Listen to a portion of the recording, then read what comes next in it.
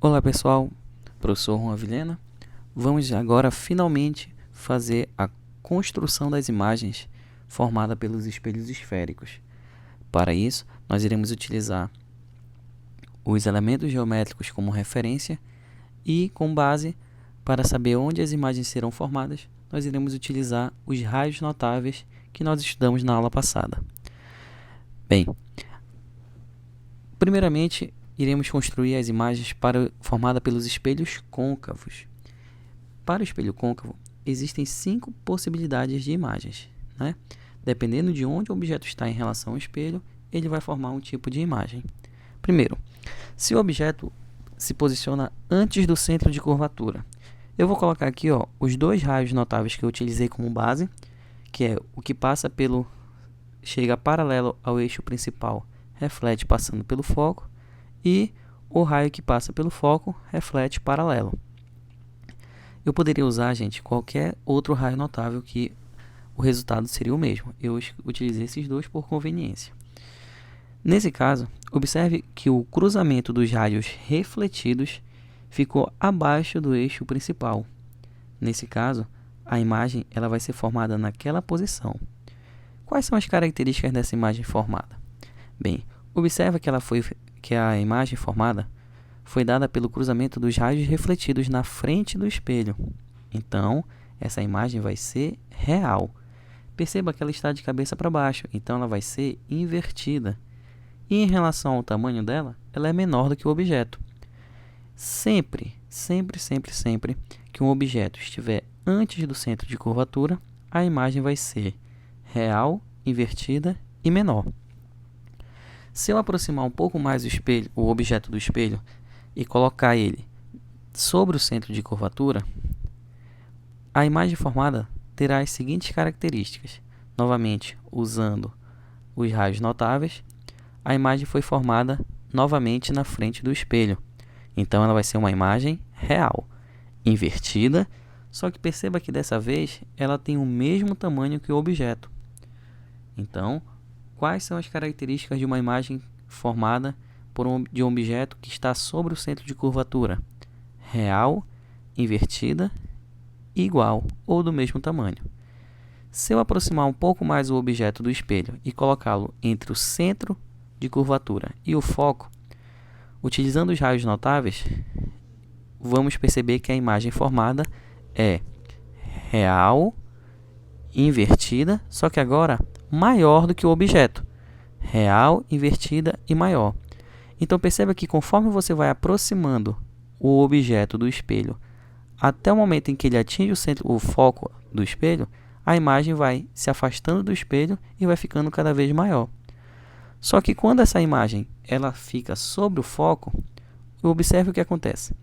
O raio chega paralelo, reflete passando pelo foco. Aqui, por conveniência, eu vou usar um outro raio notável, aquele que atinge o vértice, né? Ele reflete simetricamente.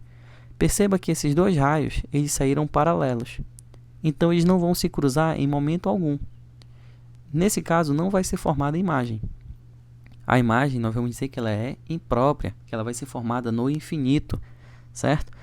Então, quando o objeto está antes do centro de curvatura, a imagem é real, invertida e menor. Quando o objeto está sobre o centro de curvatura, a imagem é real, invertida e do mesmo tamanho, igual. Quando o objeto está entre o centro e o foco, a imagem é real, invertida e maior. Quando o objeto fica sobre o foco, a imagem desaparece. A imagem ela é imprópria. Então, conforme eu aproximo o objeto antes do foco, conforme eu vou aproximando o objeto do espelho, a imagem vai se afastando do espelho, ficando cada vez maior até desaparecer, até ficar imprópria, ok? Mas se eu aproximo um pouco mais o objeto e coloco ele entre o foco e o vértice, as características da imagem formadas serão as seguintes. Percebam que os raios notáveis eles estão se afastando. Eles não são paralelos, mas eles também estão se afastando. Nesse caso, se eu fizer o prolongamento dos raios refletidos, eu percebo que eles se cruzam atrás do espelho. Então, é ali onde a imagem será formada.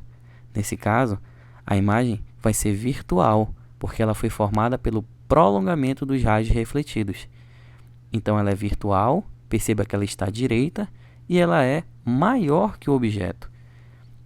Uma observação importante que faz com que ajuda você a resolver algumas questões sem ter tanto trabalho. Toda imagem real é invertida, toda imagem virtual é direita. O espelho côncavo ele consegue formar uma imagem virtual, direita e maior que o objeto. Por exemplo, algumas pessoas quando vão se maquiar, elas querem usam um espelho em que o rosto parece maior. A gente pode ver isso também em algumas óticas. Se a pessoa está vendo o rosto no espelho, atrás do espelho, e maior, significa que é um espelho esférico côncavo e que o rosto dela posiciona-se entre o foco e o vértice, tá certo? Também é usado por dentistas, né? O dentista ele deseja ver o dente do paciente maior para ele poder trabalhar de maneira mais confortável e mais segura. Então ele deve usar um espelho côncavo e colocar o dente, no caso o objeto seria o dente, entre o foco e o vértice para poder dar esse aumento, beleza? O espelho convexo, podemos dizer que ele é um pouco mais simples, porque ele só forma um tipo de imagem.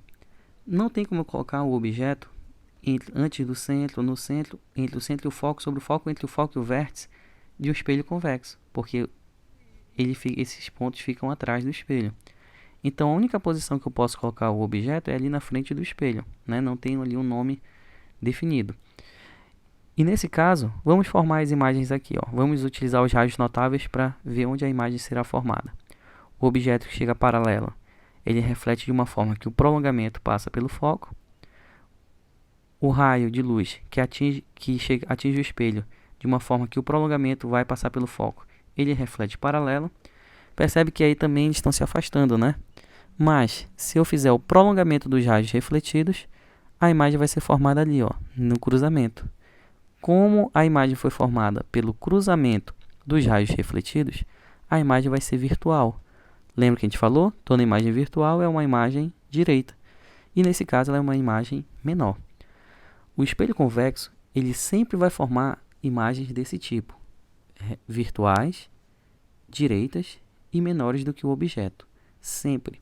É por isso que o espelho convexo ele é utilizado em farmácias, em ônibus, com o intuito de aumentar o campo visual do observador. Uma vez que ele forma imagens menores, então ele consegue mostrar para quem está olhando para o espelho uma região maior. Tá certo? Então é isso, pessoal. Eu mostrei aqui para vocês as 6 características de imagens que podem ser formadas em espelhos esféricos.